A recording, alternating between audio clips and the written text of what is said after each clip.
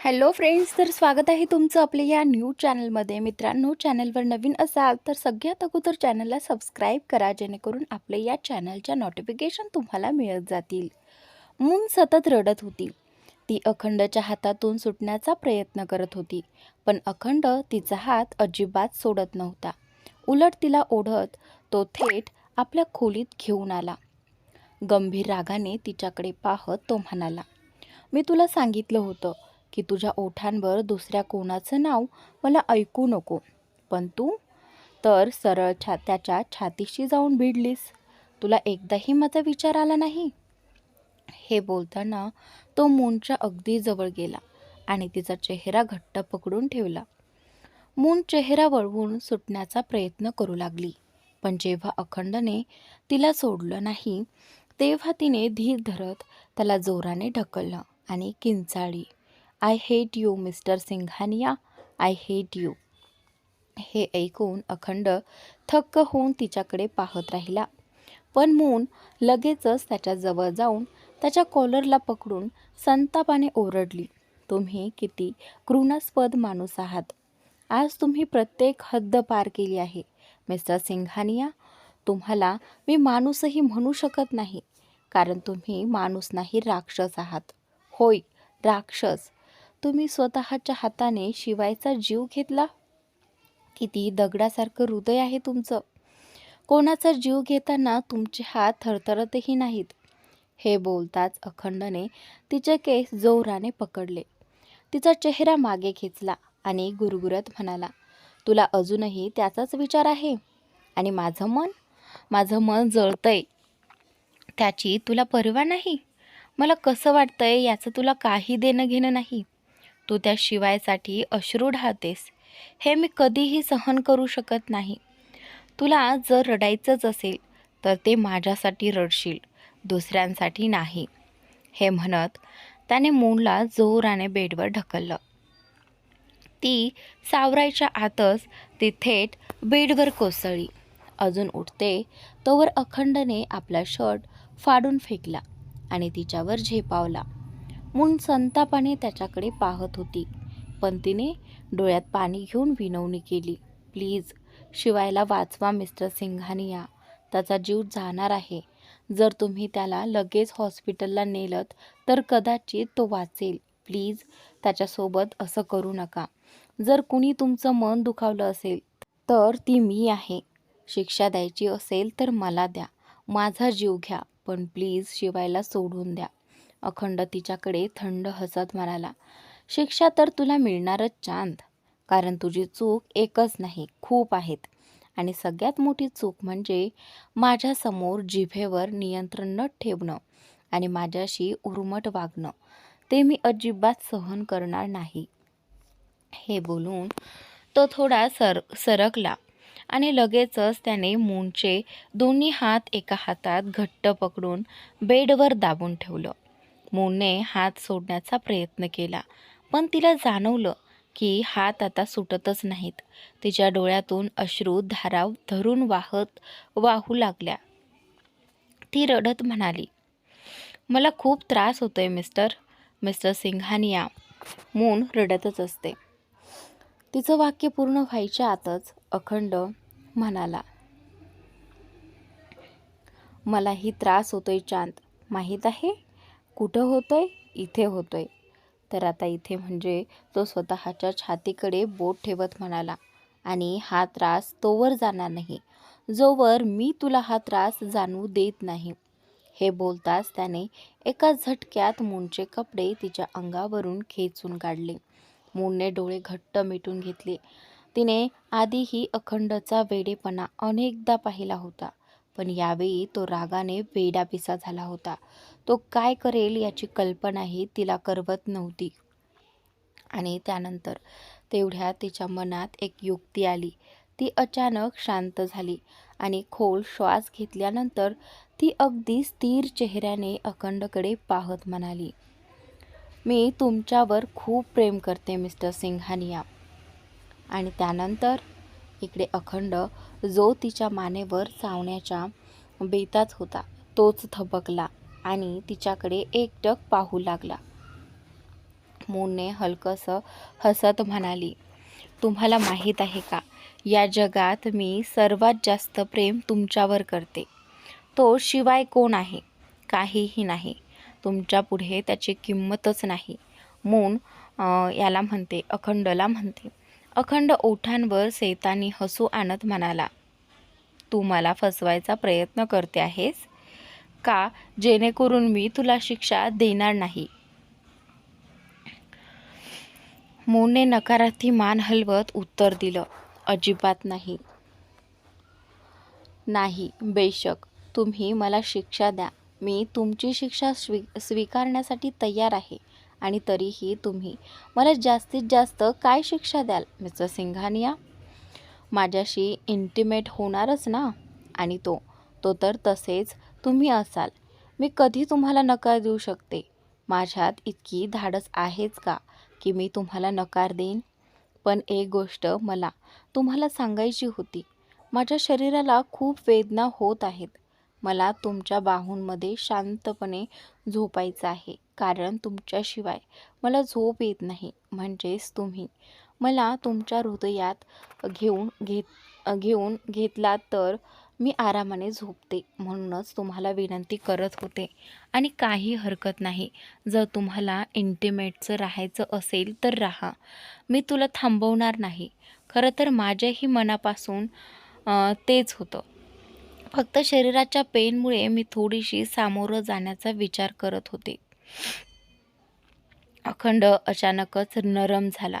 त्याने तिच्या गालावर हात ठेवत विचारल्यासारखे बोलले, खरंच तुला इतका वेदना होत आहेत का?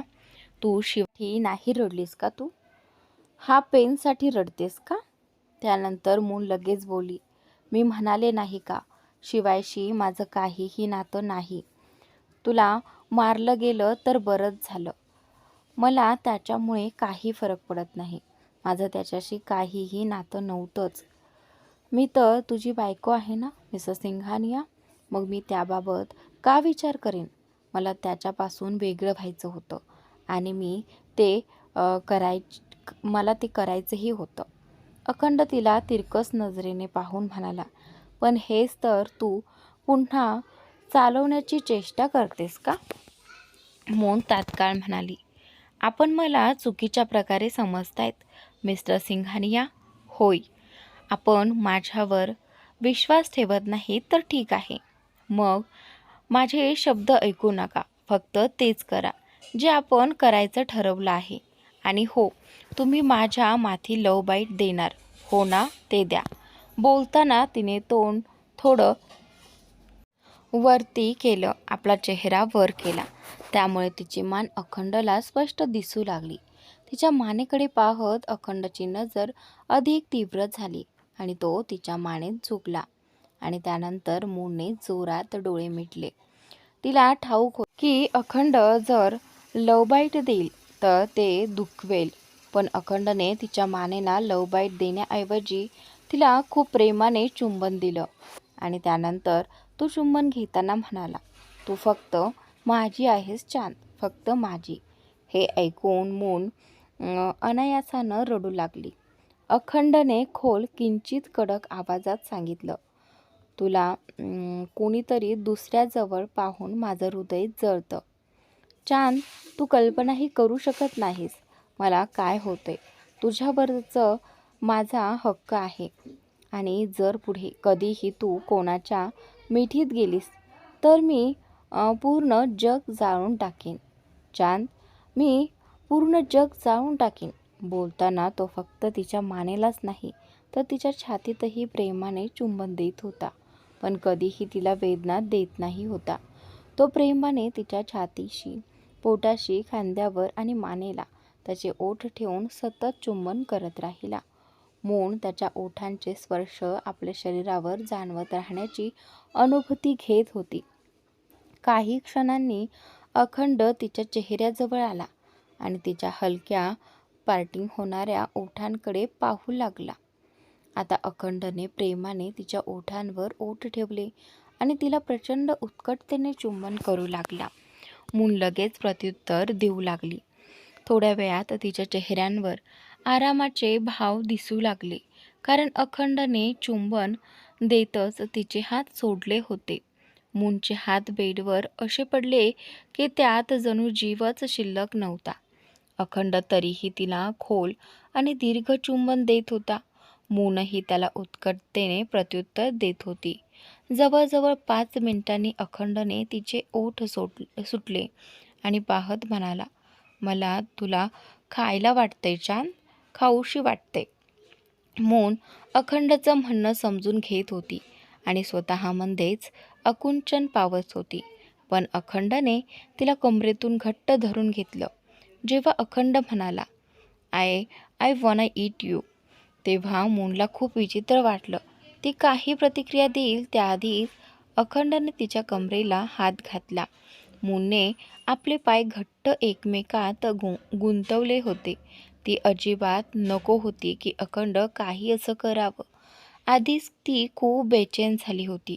ती फक्त अखंडला शांत करायचा प्रयत्न करत होती. म्हणून ती त्याच्याशी अशा गोष्टी बोलत होती. नाहीतर आत्ता तरी तिला त्याच्या जवळ जायचं अजिबात नव्हतं. पण अखंडने आपलं मन ठरवलं होतं की त्याने मूनच्या कमरेवरचे कपडे हलकेच खाली केले आणि ओठ तिच्या त्वचेवर ठेवले.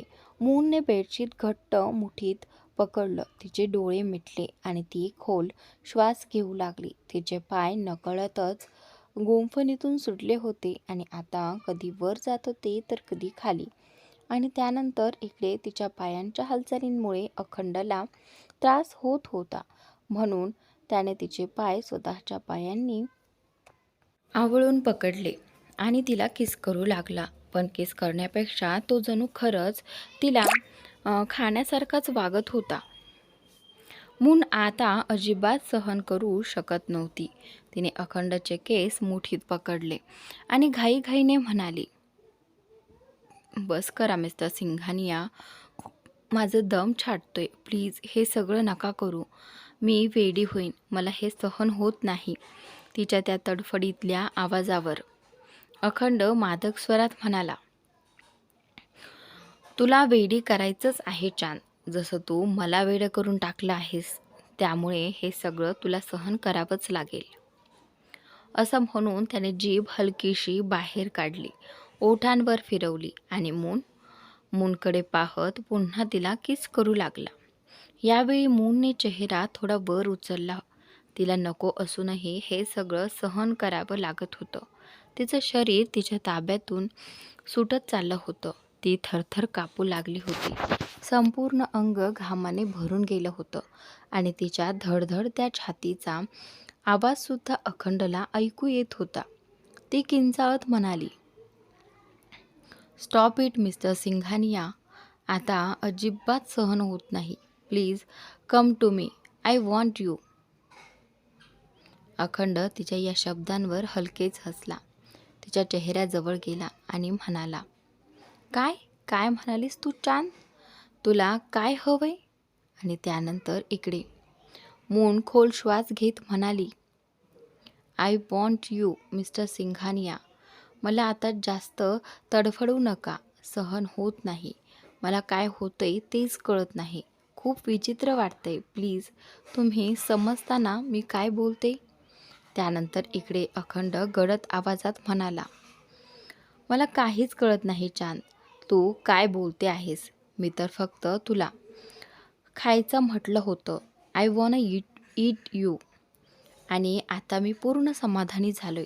हे बोलून अखंड तिच्या शेजारी येऊन झोपला. मून आश्चर्याने त्याच्याकडे पाहत राहिले. तिला जाणवलं की अखंड तिच्याशी प्रत्यक्ष इतका इंटिमेट होत नव्हता जितकं तो तिला तडफडून ठेवत होता.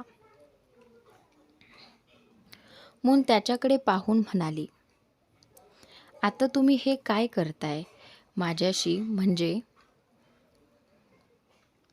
पण तिचं वाक्य पूर्ण होण्याआधीच अखंडने तिला मिठीत घेतलं आणि म्हणाला, आज आपली रिसेप्शन पार्टी होती चांद. त्या पार्टीमुळे तू खूप दमली असशील. म्हणून आता शांतपणे झोप. मला पण झोप येत आहे. आणि त्यानंतर डॉक्टर शिवायचा उपचार करत होते आणि मून ICUच्या बाहेर बेचैनपणे फिरत होती. तिच्या मनात एकच प्रार्थना सुरू होती, शिवाय लवकरात लवकर बरा व्हावा. त्याच्या डोक्यातून खूप रक्त गेले होते, त्यामुळे काही गंभीर दुखापत तर नाही ना झाली असे विचार तिला त्रास देत होते. हात जोडून ती देवाला विनवू लागली, कृपया देवा, शिवाय सोबत काहीही वाईट होऊ देऊ नकोस. तो मनाने वाईट नाही, फक्त नशेत असताना त्याने त्या सगळ्या गोष्टी बोलल्या. पण मिस्टर सिंघानिया कसला माणूस आहे ते मला अजूनही समजत नाही. कधीकधी वाटतं कदाचित तो स्वतःच्या आयुष्यात इतका त्रस्त आहे की राग आणि द्वेष इतरांवर काढतो. मला तो कधी कळलाच नाही, पण शिवायला मी चांगलं ओळखते. कृपया देवा, त्याला काहीही होऊ देऊ नकोस. मून देवाकडे प्रार्थना करते. तिची प्रार्थना पूर्ण व्हायच्या आधीच मागून आवाज आला, शिवायला देव वाचवेल, पण तू स्वतःबद्दल काय ठरवलं आहेस शांत? आणि त्यानंतर हा आवाज ऐकून मून दचकली. तिने मागे वळून पाहिलं तर समोर अखंड प्रचंड रागाने उभा होता. आणि त्यानंतर इकडे त्याला पाहताच मूनचा घसा कोरडा पडला. तिच्या मनात एकच विचार होता, अखंडला जाग येण्यापूर्वी तिने परत सिंघानिया मॅन्शनमध्ये पोहोचायला हवे होते. पण शिवायला एकटं सोडून जाण्याची तिची हिंमत झाली नाही. आणि त्यानंतर ती धावत अखंडपाशी आली आणि त्याच्या छातीवर हात ठेवत म्हणाली, आपण इथे कसे मिस्टर सिंघानिया? मला खरं तर शिवायची काळजी नाही होत. माझा अर्थ असा की मला तुमची काळजी होती. जर शिवायला काही झालं तर तुम्हाला त्रासात सापडावं अशी माझी अजिबात इच्छा नव्हती. आणि त्यानंतर शिवाय काही साधा माणूस नाही, मोठा बिझनेसमन आहे. आणि तुम्हाला ठाऊक आहेच की मीडिया किती धोकादायक आहे.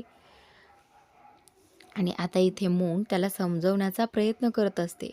ती अजून बोलत होती इतक्यात तिच्या गालावर जोरात एक थप्पड बसली आणि ती थेट जमिनीवर कोसळली.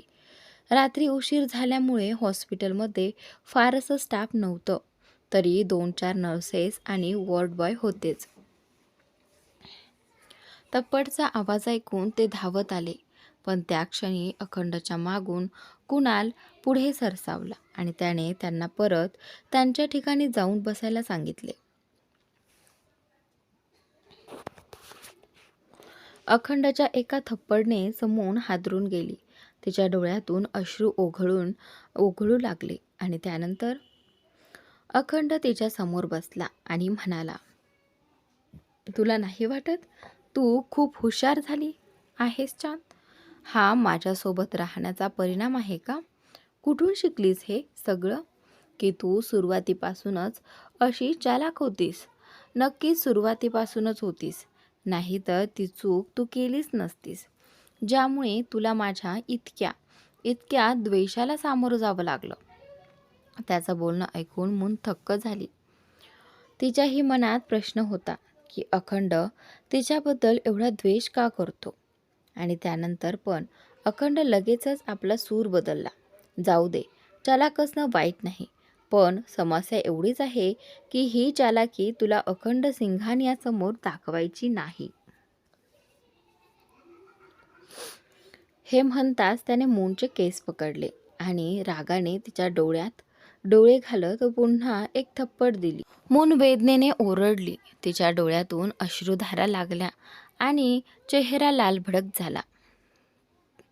अखंड तिला रागाने बघत म्हणाला, आतापर्यंत मी तुला फक्त इशारा देत होतो, पण आता तुला इशारा देणार नाही चांद.